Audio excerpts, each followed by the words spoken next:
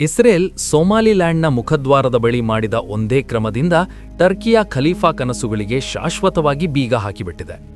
ಆಫ್ರಿಕಾದ ಕೊಂಬಿನಲ್ಲಿ ಒಂದು ಹೊಸ ದೇಶ ಉದಯವಾಗಿದೆ. ಭಾರತದ ಸ್ನೇಹಿತನು ಮಾಡಿದ ಕೆಲಸವನ್ನು ಅಮೆರಿಕಾವೂ ಧೈರ್ಯ ಮಾಡದ್ದು. ಒಂದೆಡೆ ಸಿಲಿಗುಡಿ ಕಾರಿಡಾರ್ನ ಮೇಲೆ ಭಾರತದ ಹೊಸ ತ್ರಿಶೂಲ ತಯಾರಿ, ಮತ್ತೊಂದೆಡೆ ಸಮುದ್ರದಲ್ಲಿ ಶತ್ರುಗಳನ್ನು ಸುತ್ತುಗಟ್ಟುವುದು. 2025ರಲ್ಲಿ ಪ್ರಪಂಚದ ರಾಜಕೀಯ ಚಿತ್ರಣ ಸಂಪೂರ್ಣವಾಗಿ ಬದಲಾಗಿ ಹೋಗಿದೆ. ಪಾಕಿಸ್ತಾನ ಹಾಗೂ ಬಾಂಗ್ಲಾದೇಶದ ಗಡಿಗಳಲ್ಲಿ ಭಾರತ 3 ಹೊಸ ಅಭೇದ್ಯ ಕೋಟೆಗಳನ್ನು ನಿರ್ಮಿಸಿದೆ. ಈಗ ಹಕ್ಕಿ ಕೂಡ ರೆಕ್ಕೆ ತೆರೆಯಲಾರದು. ಡ್ರ್ಯಾಗನ್ ಮಾಡಿದ ಕ್ರಮ ಬ್ಯಾಕ್ಫೈರ್ ಆಗಿದೆ. ಟರ್ಕಿಯ ಕಣ್ಲುಂದಿಯೇ ಅದರ ಅತಿದೊಡ್ಡ ವ್ಯೂಹಾತ್ಮಕ ಕೋಟೆ ನಾಶವಾಗಿದೆ. ಸೋಮಾಲಿಲ್ಯಾಂಡ್ಗೆ ಗುರುತಿಸಿಕೊಡುವುದು ಇಡೀ ಹಿಂದೂ ಮಹಾಸಾಗರದ ಭೂಗೋಳವನ್ನೇ ಬದಲಾಯಿಸಿದೆ. ಪ್ರಪಂಚದ ಗಮನ ಭಾರತದ ಪಕ್ಕದ ದೇಶದಲ್ಲಿ ನಡೆಯುತ್ತಿರುವ ಗಲಭೆಯ ಮೇಲಿದ್ದಾಗ, ಅದೇ ಸಮಯದಲ್ಲಿ 7 ಸಮುದ್ರಗಳನ್ನು ದಾಟಿ ಒಂದು ಅದ್ಭುತ ಆಟ ನಡೆದಿದೆ. ಇದು ಭಾರತದ ಶತ್ರುಗಳ ಪಾದಗಳ ಕೆಳಗೆ ನೆಲವನ್ನು ಜಾರಿಸಿಬಿಟ್ಟಿದೆ. ಇದು ಬಾಂಬ್ ಸ್ಫೋಟದಂತಹ ಸುದ್ದಿಯೇ. ಆದರೆ ಈ ಬಾಂಬ್ ಯುದ್ಧಭೂಮಿಯಲ್ಲ, ಭಾರತಕ್ಕೆ ವಿರುದ್ಧವಾಗಿ ಪ್ರತಿದಿನ ಕುಯುಕ್ತಿಗಳನ್ನು ನಡೆಸುವ ದೇಶಗಳ ಸಂಸತ್ತುಗಳಲ್ಲಿ ಕೇಳಿಸುತ್ತಿದೆ. ನಾವು ಆಗಾಗ್ಗೆ ಯೋಚಿಸುತ್ತೇವೆ, ಯುದ್ಧಗಳು ಗಡಿಗಳ ಬಳಿಯೇ ನಡೆಯುತ್ತವೆ ಎಂದು. ಆದರೆ ನಿಜವಾದ ಯುದ್ಧವೆಂದರೆ ಒಂದು ಗುಂಡು ಕೂಡ ಸಿಡಿಯದೆ ಶತ್ರುವನ್ನು ಮೊಣಕಾಲುಗಳ ಮೇಲೆ ಬೀಳಿಸುವುದು. 2026ರ ಆರಂಭದಲ್ಲೇ ಬಂದ ಒಂದು ಸುದ್ದಿ ಮಿಡಲ್ ಈಸ್ಟ್ನಿಂದ ಏಷ್ಯಾವರೆಗೆ ಸಮೀಕರಣಗಳನ್ನು ತಲೆಕೆಳಗಾಗಿಸಿದೆ. ಒಂದೆಡೆ ಭಾರತ ತನ್ನ ಪಶ್ಚಿಮ ಮತ್ತು ಪೂರ್ವ ಗಡಿಗಳಲ್ಲಿ ಪಾಕಿಸ್ತಾನ, ಬಾಂಗ್ಲಾದೇಶಗಳಿಗೆ ಕಬ್ಬಿಣದ ಗೋಡೆಗಳನ್ನು ನಿರ್ಮಿಸುತ್ತಿದೆ. ಮತ್ತೊಂದೆಡೆ ಭಾರತದ ಅತಿ ಸನಿಹದ ಸ್ನೇಹಿತ ಆಫ್ರಿಕಾದ ಮೂಲೆಯಲ್ಲಿ ಅತ್ಯಂತ ಪ್ರಮಾದಕರ ಸಮುದ್ರ ಮಾರ್ಗದ ಮೇಲೆ ತನ್ನ ಧ್ವಜವನ್ನು ನಾಟಿದ್ದಾನೆ. ಇದು ಕೇವಲ ದೌತ್ಯಾತ್ಮಕ ನಿರ್ಧಾರವಲ್ಲ. ಇದು ಟರ್ಕಿ, ಪಾಕಿಸ್ತಾನ, ಚೀನಾ ಮೂವರೂ ಕೂಡಿ ಭಾರತವನ್ನು ಸುತ್ತುಗಟ್ಟಲು ನೋಡುತ್ತಿದ್ದ ಆ ಕುಯುಕ್ತಿಗ ಬಲವಾದ ಗುದ್ದು. ಆ ಹೊಸ ದೇಶ ಯಾವುದು? ಅದಕ್ಕೆ ಗುರುತಿಸಿಕೊಡುವುದರಿಂದ ಭಾರತಕ್ಕೆ ಏನು ಲಾಭ? ಟರ್ಕಿಗೆ ಏಕೆ ಮಿರಿಯಾಲು ಬೀಳುತ್ತಿದೆ? ಈ ಒಂದೇ ನಿರ್ಧಾರದಿಂದ ಭಾರತ ಈಗ ಸಮುದ್ರಗಳಿಗೆ ಹೊಸ ಸಿಕಂದರಾಗ್ತಿರುವುದು ಹೇಗೆ? ಅಂಕಾರಾದಿಂದ ಇಸ್ಲಾಮಾಬಾದ್ವರೆಗೆ ಭಯಾಂದೋಲನಗಳನ್ನು ಸೃಷ್ಟಿಸಿದ ಈ ಭಾರೀ ಸುದ್ದಿಯ ಪೂರ್ಣ ಕಥೆಯನ್ನು ಹೇಳುತ್ತೇನೆ. ಆದ್ದರಿಂದ ವಿಡಿಯೋದ ಮೇಲೆ ಇರಿ. ನಿಮ್ಮ ಅಭಿಪ್ರಾಯಗಳನ್ನು ಕಮೆಂಟ್ಗಳಲ್ಲಿ ತಪ್ಪದೇ ಬರೆಯಿರಿ. ಈಗ ಸಸ್ಪೆನ್ಸ್ಗೆ ತೆರೆ ತೆಗೆಯೋಣ. ಸುದ್ದಿ ಇದೆ. ಇಸ್ರೇಲ್ ಪ್ರಪಂಚದ ಮೊದಲ ಐಕ್ಯರಾಜ್ಯ ಸಮಿತಿ ಸದಸ್ಯ ದೇಶವಾಗಿ ಸೋಮಾಲಿಲ್ಯಾಂಡ್ನ ಸ್ವತಂತ್ರ ದೇಶವಾಗಿ ಗುರುತಿಸಿದೆ. ಹೌದು, ನೀವು ಸರಿಯಾಗಿ ಕೇಳಿದ್ದೀರಿ, ಸೋಮಾಲಿಲ್ಯಾಂಡ್.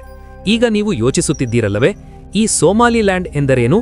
ಇದಕ್ಕೆ ಬೇರೆ ದೇಶವಾಗಿ ಗುರುತಿಸಿಕೊಡುವುದರಿಂದ ಭಾರತಕ್ಕೆ ಏನು ಲಾಭ? ಟರ್ಕಿಗೆ ಏಕೆ ಮಿರಿಯಾಲು ಬೀಳುತ್ತಿದೆ? ಸಾಮಾನ್ಯ ವಿಷಯವಲ್ಲ ಇದು. ಇದು ದೌತ್ಯರಂಗದಲ್ಲಿ ಮಾಸ್ಟರ್ ಸ್ಟ್ರೋಕ್. ಟರ್ಕಿಯ ಹೆಮ್ಮೆಯನ್ನು ಸಂಪೂರ್ಣವಾಗಿ ಚೂರು ಮಾಡಿದ ಕ್ರಮ ಇದು. ಟರ್ಕಿ ತನ್ನನ್ನು ಮುಸ್ಲಿಂ ಪ್ರಪಂಚದ ಮುಫ್ತಿಯಾಗಿ, ಹೊಸ ಖಲೀಫಾವಾಗಿ ತೋರಿಸಿಕೊಳ್ಳಲು ಕನಸು ಕಾಣುತ್ತಿದೆ. ಅದಕ್ಕಾಗಿ ಸೋಮಾಲಿಯಾದಲ್ಲಿ ದೊಡ್ಡ ಸೈನಿಕ ಆಧಾರಗಳನ್ನು ನಿರ್ಮಿಸಿದೆ. ಸೋಮಾಲಿಯಾ ಸರ್ಕಾರವನ್ನು ಬೆರಳುಗಳ ಮೇಲೆ ಆಡಿಸುತ್ತಿದೆ. ಟರ್ಕಿಯ ಯೋಜನೆಯೇನೆಂದರೆ ಹಾರ್ನ್ ಆಫ್ ಆಫ್ರಿಕಾ, ಬಾಬ್ ಅಲ್ ಮಂದಬ್ ಅಥವಾ ಲಾಲ್ ಸಾಗರದ ಮೇಲೆ ಸಂಪೂರ್ಣ ನಿಯಂತ್ರಣ ಸಾಧಿಸಿ ಭಾರತೀಯ ವಾಣಿಜ್ಯ ಮಾರ್ಗಗಳ ಗಂಟಲು ಹಿಡಿಯುವುದು. ಆದರೆ ಇಸ್ರೇಲ್ ಸೋಮಾಲಿಲ್ಯಾಂಡ್ಗೆ ಗುರುತಿಸಿಕೊಟ್ಟು ಟರ್ಕಿಯ ಒಳಗೆಯೇ ದೊಂಗತನ ಮಾಡಿದೆ. ಸೋಮಾಲಿಲ್ಯಾಂಡ್ನ ಸ್ಥಾನ ಅತ್ಯಂತ ಭಯಾನಕ. ಲಾಲ್ ಸಾಗರ ಮೂಲಕ ಹೋಗುವ ಪ್ರತಿ ಹಡಗನ್ನು ಹಿಡಿಯಬಲ್ಲ ಸ್ಥಾನ. ಇಲ್ಲಿಯವರೆಗೆ ಅಲ್ಲಿ ಟರ್ಕಿ ತನ್ನಷ್ಟಕ್ಕೆ ರಾಜ್ಯ ನಡೆಸುತ್ತಿತ್ತು. ಆದರೆ ಇಸ್ರೇಲ್ ಪ್ರವೇಶದೊಂದಿಗೆ ಆಟ ಸಂಪೂರ್ಣವಾಗಿ ಬದಲಾಗಿದೆ. ಇಸ್ರೇಲಲ್ಲಿರುವುದು ಎಂದರೆ ನೇರವಾಗಿ ಭಾರತದ ಉಪಸ್ಥಿತಿಯೇ ಆಗಿದೆ. ಇದು ಟರ್ಕಿಯ ಮುಖಕ್ಕೆ ಬಲವಾದ ಗುದ್ದು. ಈ ಗುದ್ದಿನ ಶಬ್ದ ವರ್ಷಗಳ ತನಕ ಕೇಳಿಸುತ್ತಿರುತ್ತದೆ. ಟರ್ಕಿ ಯಾವಾಗಲೂ ಪಾಕಿಸ್ತಾನದೊಂದಿಗೆ ಕೂಡಿ ಕಾಶ್ಮೀರದ ಮೇಲೆ ಭಾರತಕ್ಕೆ ಉಪನ್ಯಾಸ ನೀಡುತ್ತಿತ್ತು. ಈಗ ಅದರ ಪ್ರಭಾವ ಅದರ ಕೈಯಿಂದ ಜಾರಿ ಹೋಗುತ್ತಿದೆ.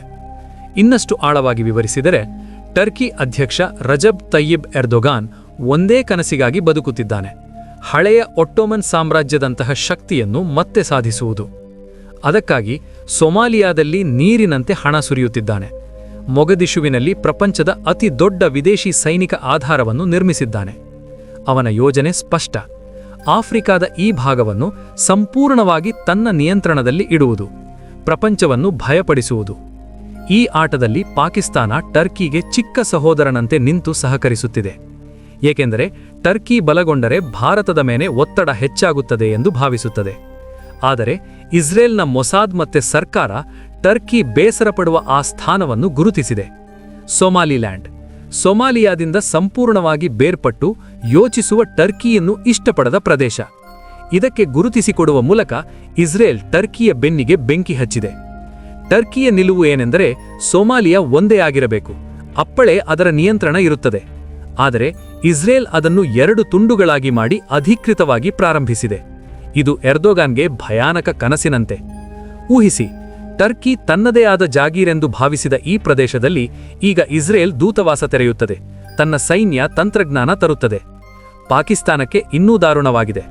ಪಾಕಿಸ್ತಾನ ಯಾವಾಗಲೂ ಟರ್ಕಿಯನ್ನು ತನ್ನ ದೊಡ್ಡಪ್ಪನಂತೆ ಭಾವಿಸುತ್ತದೆ. ಕಾಶ್ಮೀರ ವಿಷಯ ಬಂದಾಗೆಲ್ಲ ಟರ್ಕಿ ಪಾಕ್ನೊಂದಿಗೆ ಕೂಡಿ ಮಾತನಾಡುತ್ತದೆ. ಆದರೆ ಈಗ ಟರ್ಕಿ ತನ್ನ ಸಮಸ್ಯೆಗಳಲ್ಲೇ ಮುಳುಗಿ ಹೋಗಿದೆ. ಪಾಕಿಸ್ತಾನಕ್ಕೆ ಸಹಾಯ ಮಾಡುವ ಸಮಯವೇ ಇಲ್ಲ. ಸೋಮಾಲಿಲ್ಯಾಂಡ್ನಲ್ಲಿ ಇಸ್ರೇಲ್ ಉಪಸ್ಥಿತಿ ಎಂದರೆ ಹಿಂದೂ ಮಹಾಸಾಗರದ ಪಶ್ಚಿಮ ತೀರದಲ್ಲಿ ಭಾರತ ಇಸ್ರೇಲ್ ಬಲಿಷ್ಠ ಒಕ್ಕೂಟ ರೂಪುಗೊಳ್ಳುತ್ತಿದೆ. ಚೀನಾದ ಸಹಾಯದೊಂದಿಗೆ ಸಮುದ್ರದಲ್ಲಿ ಕಾಲಿಡಲು ನೋಡುತ್ತಿರುವ ಪಾಕ್ ನೌಕಾಪಡೆಗೆ ಈಗ 2 ಕಡೆಯಿಂದ ದೆಬ್ಬೆ ಬೀಳುತ್ತವೆ. ಇದನ್ನೇ ಹೇಳುವರು, ಹಾವು ಸಾಯಬೇಕು, ಆದರೆ ಕೋಲು ಮುರಿಯಬಾರದು ಎಂದು. ಭಾರತ ಏನೂ ಮಾತನಾಡದೆ ತನ್ನ ಸ್ನೇಹಿತನ ಭುಜದ ಮೇಲೆ ಬಂದೂಕು ಇಟ್ಟು ನಿಖರ ಗುರಿ ಸಾಧಿಸಿದೆ. ಕಥೆ ಇಲ್ಲಿಗೆ ಅಂತ್ಯವಲ್ಲ. ಈ ಆಟದಲ್ಲಿ ಅತಿ ದೊಡ್ಡ ಆಟಗಾರ ಇನ್ನೂ ಬಾಕಿ, ಚೀನಾ. ಸೋಮಾಲಿಲ್ಯಾಂಡ್ನ ಭೌಗೋಳಿಕ ಸ್ಥಾನ ನೋಡಿ. ಅದು ಅದೇನ್ ಖಾಡ್ ಮುಖದ್ವಾರದ ಬಳಿಯಿದೆ. ಪ್ರಪಂಚದಲ್ಲಿ $ಬಿಲಿಯನ್ ಮೌಲ್ಯದ ತೈಲ ವಸ್ತುಗಳು ಇಲ್ಲಿಯ ಮೂಲಕವೇ ಹೋಗುತ್ತದೆ. ಇದು ಭಾರತೀಯ ವಾಣಿಜ್ಯ ಜೀವನಾಡಿಗ ಸಮ. ಇಲ್ಲಿಯವರೆಗೆ ಚೀನಾ ಪಕ್ಕದಲ್ಲಿರುವ ಜಿಬೂಟಿಯಲ್ಲಿ ದೊಡ್ಡ ನೌಕಾಪಡೆ ಆಧಾರ ನಿರ್ಮಿಸಿದೆ. ಅಲ್ಲಿಂದ ಹಿಂದೂ ಮಹಾಸಾಗರ, ಲಾಲ್ ಸಾಗರ್ ಮೇಲೆ ಕಣ್ಣು ಬಿಟ್ಟಿಲ್ಲದೆ ನೋಡುತ್ತಿದೆ. ಭಾರತೀಯ ಹಡಗುಗಳನ್ನು ಟ್ರ್ಯಾಕ್ ಮಾಡುತ್ತಿದೆ. ಚೀನಾಕ್ಕೆ ಅನಿಸಿದೆ, ಜಿಬೂಟಿ ಬೇಸ್ ಇದ್ದರೆ ನಾವು ಅಜೇಯರು ಎಂದು. ಆದರೆ ಇಸ್ರೇಲ್ ಈ ಕ್ರಮದಿಂದ ಚೀನಾದ ಆ ರಾಜ್ಯಕ್ಕೆ ಸವಾಲು ಹಾಕಿದೆ. ಸೊಮಾಲಿಲ್ಯಾಂಡ್ ಜಿಬೂಟಿಗೆ ಬಹಳ ಹತ್ತಿರವೇ ಇದೆ. ಇಸ್ರೇಲಲ್ಲಿ ಪ್ರಭಾವ ಬೀರಿದರೆ ಅದು ಖಚಿತ, ಅದರ ಲಾಭ ನೇರವಾಗಿ ಭಾರತಕ್ಕೆ ತಲುಪುತ್ತದೆ. ದೌತ್ಯ ವಲಯಗಳಲ್ಲಿ ಚರ್ಚೆ ನಡೆಯುತ್ತಿದೆ. ಸೊಮಾಲಿಲ್ಯಾಂಡ್ನ ಬೆರ್ಬೆರಾ ಬಂದರನ್ನು ಭವಿಷ್ಯದಲ್ಲಿ ಭಾರತ ಇಸ್ರೇಲ್ ನೌಕಾಪಡೆಗಳು ಬಳಸಬಹುದು. ಹಾಗಾದರೆ ಚೀನಾದ ಜಿಬೂಟಿ ಬೇಸ್ ಸಂಪೂರ್ಣ ನಿರರ್ಥಕವಾಗುತ್ತದೆ. ಚೀನಾದ ಸ್ಟ್ರಿಂಗ್ ಆಫ್ ಪರ್ಲ್ಸ್ ನೀತಿ ಭಾರತವನ್ನು ಸಮುದ್ರದಲ್ಲಿ ಸುತ್ತುಗಟ್ಟುವ ಆ ಒಂದು ಮುಖ್ಯ ಕೊಂಡಿ ತುಂಡಾಗಿದೆ. 2025ರಲ್ಲಿ ಈ ಭಾರತ ಚೀನಾ ಬೆದರಿಕೆಗಳಿಗೆ ಹೆದರದು ಪ್ರತಿ ದಾಳಿಗೆ ದ್ವಿಗುಣ ಶಕ್ತಿಯಿಂದ ಉತ್ತರಿಸುತ್ತದೆ. ಸೊಮಾಲಿಲ್ಯಾಂಡ್ನಲ್ಲಿ ಇಸ್ರೇಲ್ ಪ್ರವೇಶದೊಂದಿಗೆ ಭಾರತಕ್ಕೆ ಲಾಲ್ ಸಾಗರ್ನಲ್ಲಿ ನಂಬಿಕೆಯ ಸಹಚರ ಸಿಕ್ಕಿದ್ದಾನೆ. ಒಂದು ವೇಳೆ ಚೀನಾ ಅಥವಾ ಪಾಕಿಸ್ತಾನ ಸಮುದ್ರದಲ್ಲಿ ಯಾವುದೇ ತೊಂದರೆ ಮಾಡಿದರೆ, ಭಾರತೀಯ ವಾಣಿಜ್ಯ ಹಡಗುಗಳನ್ನು ನಿಲ್ಲಿಸಲು ನೋಡಿದರೆ, ಸೊಮಾಲಿ ತೀರದಿಂದ ಅಂತಹ ಉತ್ತರ ಬರುತ್ತದೆ. ಅವರ ಸರಕು ಎಲ್ಲ ಸಮುದ್ರದ ಗರ್ಭದಲ್ಲಿ ಬೆರಕು ಹೋಗುತ್ತದೆ. ಈ ವ್ಯೂಹಾತ್ಮಕ ಜಯ ಅತ್ಯಂತ ದೊಡ್ಡದು. ರಕ್ಷಣಾ ತಜ್ಞರು ಇದನ್ನು 21ನೇ ಶತಮಾನದ ಅತಿದೊಡ್ಡ ಗೇಮ್ ಚೇಂಜರ್ ಎಂದು ಕರೆಯುತ್ತಿದ್ದಾರೆ. ಈಗ ನಮ್ಮ ಮನೆಯ ಕಡೆ ನೋಡೋಣ. ಒಂದೆಡೆ ಇಸ್ರೇಲ್ ದೂರ ಸಮುದ್ರಗಳಲ್ಲಿ ಭಾರತದ ಶತ್ರುಗಳ ಗಂಟಲು ಹಿಡಿದಿದ್ದಾನೆ. ಮತ್ತೊಂದೆಡೆ ಭಾರತ ಸ್ವಂತ ಗಡಿಗಳ ಬಳಿ ಮಹಾಕಾಲನಂತೆ ನಿಂತಿದ್ದಾನೆ. 2025ರಲ್ಲಿ ಭಾರತದ ವ್ಯೂಹ ಸ್ಪಷ್ಟ. ಶತ್ರು ಒಳಗೆ ಬರುವ ಮೊದಲೇ ಅದರ ಆಲೋಚನೆಯನ್ನೇ ಮುಗಿಸಿಬಿಡುವುದು. ಪಾಕಿಸ್ತಾನ, ಬಾಂಗ್ಲಾದೇಶ್ ಗಡಿಗಳಲ್ಲಿ ಭಾರತ ಸೈನ್ಯ ಮಾಡಿರುವ ತಯಾರಿಗಳನ್ನು ನೋಡಿದರೆ ಇದು ದೊಡ್ಡ ಯುದ್ಧಕ್ಕಲ್ಲ, ಶತ್ರುವಿನ ಸಂಪೂರ್ಣ ನಾಶಕ್ಕೆ ತಯಾರಾಗಿರುವಂತಿದೆ. ಪಾಕಿಸ್ತಾನ ಗಡಿಯಲ್ಲಿ ಪ್ರಳಯ ಕ್ಷಿಪಣಿಗಳು, ಆಧುನಿಕ ಡ್ರೋನ್ಗಳ ತಯಾರಿ ಹೆಚ್ಚಿಸಿದ್ದಾರೆ. ಈಗ ಭಾರತ ಸರ್ಜಿಕಲ್ ಸ್ಟ್ರೈಕುಗಳಿಗೆ ರಾತ್ರಿಯಾಗಲಿ ಎಂದು ಕಾಯುವುದಿಲ್ಲ. ನಮ್ಮ ನಿಘಾ ಶಕ್ತಿ ಅಷ್ಟು ಹೆಚ್ಚಾಗಿದೆ, ಉಗ್ರಗಾಮಿ ಬೂಟ್ಲೇಸ್ ಕಟ್ಟುತ್ತಿರುವಾಗಲೇ ಖಬರ್ ತಿಳಿಯುತ್ತದೆ. ಬಾಂಗ್ಲಾದೇಶ್ ಗಡಿಯಲ್ಲಿ ಇತ್ತೀಚಿನ ರಾಜಕೀಯ ಗಲಭೆಯ ನಂತರ ಭಾರತ ವಿರೋಧಿ ಗಾಳಿಗಳು ಬೀಸುತ್ತಿವೆ. ಅಲ್ಲಿಯೂ ಭಾರತ ತನ್ನ ಭದ್ರತೆಯನ್ನು ಅಭೇದ್ಯಗೊಳಿಸಿದೆ. ಸ್ಮಾರ್ಟ್ ಫೆನ್ಸಿಂಗ್, ಲೇಸರ್ ವಾಲ್ಸ್ಗಳು, AI ಕ್ಯಾಮೆರಾಗಳೊಂದಿಗೆ ಹುಲ್ಲು ಕೂಡ ಕದಲಲಾರದು. ಇದು 2 ಫ್ರಂಟ್ ವಾರ್ ಅಲ್ಲ, ಆಲ್ ರೌಂಡ್ ಡಾಮಿನೇಷನ್ ಪ್ಲಾನ್. ನೋಡಿ, ಪಾಕಿಸ್ತಾನ ತನ್ನ ಬಡತನ, ಒಳಗಿನ ಕಲಹಗಳಿಂದ ಬಳಲುತ್ತಿದೆ. ಅದರ ದೊಡ್ಡಪ್ಪ ಟರ್ಕಿ ಸೊಮಾಲಿಲ್ಯಾಂಡ್ ಶಾಕ್ನಿಂದ ತತ್ತರಿಸುತ್ತಿದೆ. ಚೀನಾ ತನ್ನ ಮುಳುಗುತ್ತಿರುವ ಆರ್ಥಿಕತೆ, ಭಾರತದ ಘೇರಾಬಂದಿಯಿಂದ ಬಳಲುತ್ತಿದೆ. ಭಾರತ ದೌತ್ಯ ಸೈನಿಕ ಶಕ್ತಿಯನ್ನು ಅದ್ಭುತವಾಗಿ ಬೆರೆಸಿ ಅಸಾಧಾರಣ ಮಿಶ್ರಣವನ್ನು ಸೃಷ್ಟಿಸಿದೆ. ಶತ್ರುವಿಗೆ ಏನು ಏಡವಾಲೋ ತಿಳಿಯದಂತಾಗಿದೆ. ಇಸ್ರೇಲ್ ಸೊಮಾಲಿಲ್ಯಾಂಡ್ಗೆ ಗುರುತಿಸಿಕೊಡುವುದು ನಿಜವಾದ ಭಾರತೀಯ ವಿದೇಶಾಂಗ ನೀತಿಯ ನಿಶ್ಶಬ್ದ ವಿಜಯ. ನಾವು ಶಬ್ದ ಮಾಡದೆ ಸ್ನೇಹಿತನ ಭುಜದ ಮೇಲೆ ಬಂದೂಕು ಇಟ್ಟು ನಿಖರ ಗುರಿ ಹೊಡೆದಿದ್ದೇವೆ. ಆದ್ದರಿಂದ ಸ್ನೇಹಿತರೆ, 2025 ಭಾರತ ಮಹಾಶಕ್ತಿ ಪಯಣದಲ್ಲಿ ಒಂದು ಮೈಲುಗಲ್ಲು. ಇಸ್ರೇಲ್ ಸೊಮಾಲಿಲ್ಯಾಂಡ್ ಅನ್ನು ಆಧರಿಸುವುದು ಕೇವಲ ದೌತ್ಯ ಸುದ್ದಿಯಲ್ಲ, ಟರ್ಕಿ, ಪಾಕಿಸ್ತಾನ, ಚೀನಾ ನೀಚ ಘಟಿತದ ಮೇಲೆ ಕೊನೆಯ ಮೇಕು.